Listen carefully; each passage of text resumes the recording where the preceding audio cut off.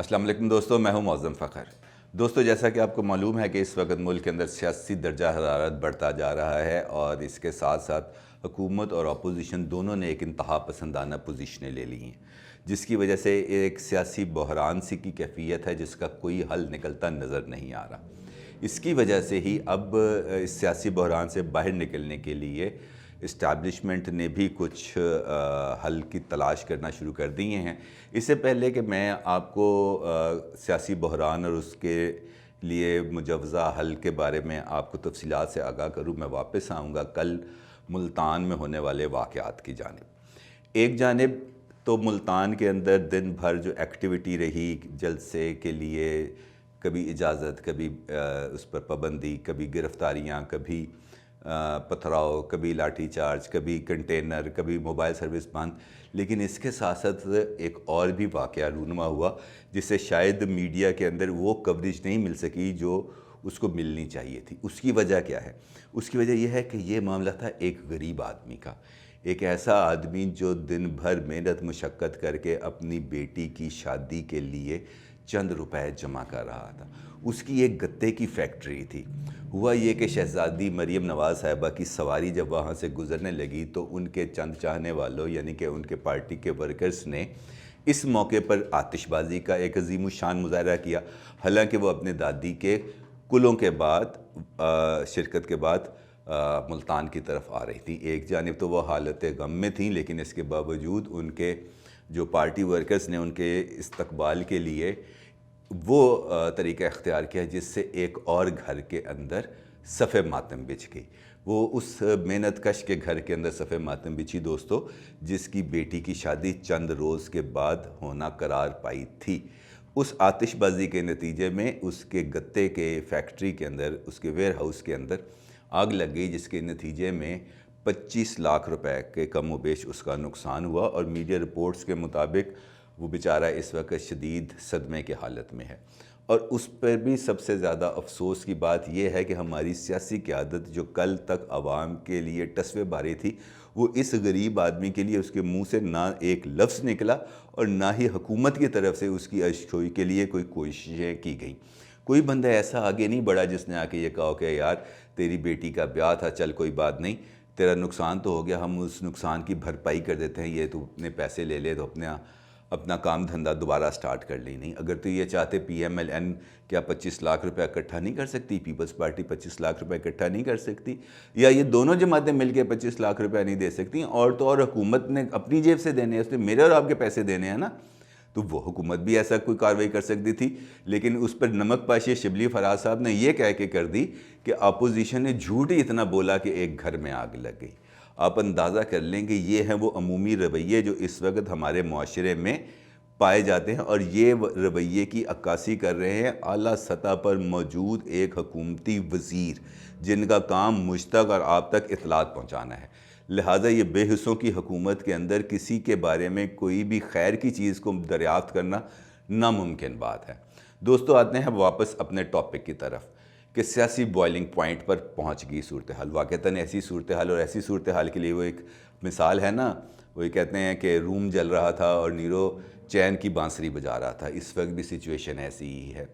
हमारा नीरो पता नहीं इमरान ख़ान है, नवाज़ शरीफ है, आसिफ ज़रदारी है, बिलावल है, मरियम है, कौन है अभी तक इसके बारे में नहीं, या इस्टेब्लिशमेंट है, कोई हकीकत हमारे सामने नहीं आ सकी। लेकिन ये बात तय है कि इनमें से कोई भी शायद आवाम के लिए वो दर्द नहीं रखता जो उसको रखना चाहिए, क्योंकि अगर वो दर्द रखता, इस बारे में सोचता, तो यकीनन कोई ना कोई हल निकाला जा सकता था।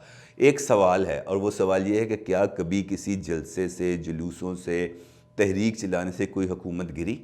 मेरी याददाश्त में नहीं है कि कोई हुकूमत जलसे, जुलूसों, लॉन्ग मार्च, धरनों से गिरी हो, क्योंकि अगर गिरी होती तो हम हालिया तारीख़ के अंदर, हालिया जिसे हम कहते हैं ना मुस्तकबिल करीब में देखते, तो हमें पता चलता कि इमरान ख़ान के धरने की वजह से नवाज़ शरीफ की हुकूमत गिर गई। बिल्कुल नहीं, ना जलसों से हुकूमत गिरती है, ना धरनों से हुकूमत गिरती है। हुकूमत गिरती है हुकूमत की अपनी कारगुजारियों की वजह से, अपनी बदअमालियों की वजह से, अपनी नालायकियों की वजह से, अपनी इनकॉम्पिटेंस की वजह से।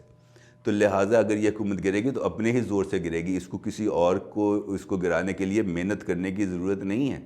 کیونکہ یہ خود ہی اپنے پیروں پہ کلہاڑی مارتے ہیں، بلکہ یہ کیا سب حکومتوں نے ایسے ہی کیا ہے۔